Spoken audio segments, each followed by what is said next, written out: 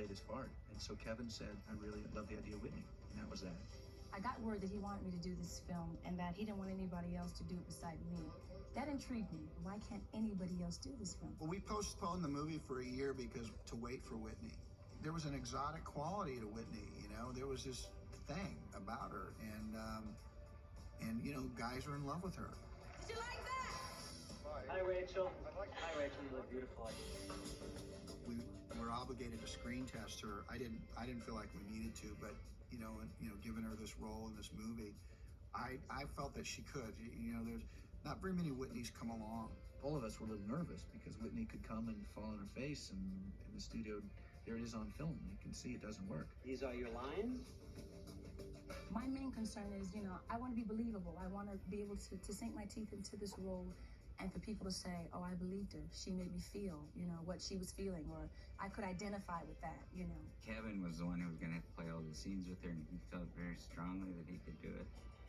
And the whole thing was just sort of gathered together to make it happen. A couple of weeks before we started shooting, she said, should I have acting lessons?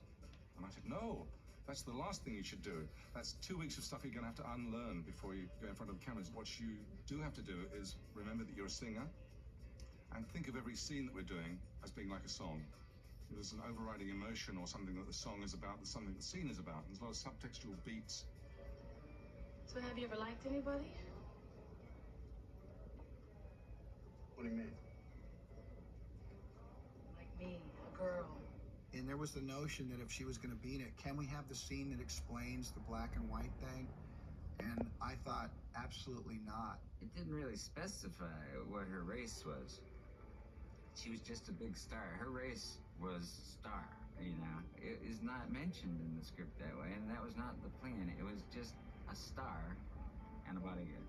Black act, white, black, you know, I don't think of it like that. I just think of it two people who have relationship, you know, and that's life. Race is not brought up as it should be. It was just these are these two humans and going through their lives and finding each other, and that worked beautifully for us. The chemistry helped us just blow right by that issue, and I think to try to isolate it with a scene that would help explain it would have been a real mistake, and so I didn't even want to risk creating a scene like that.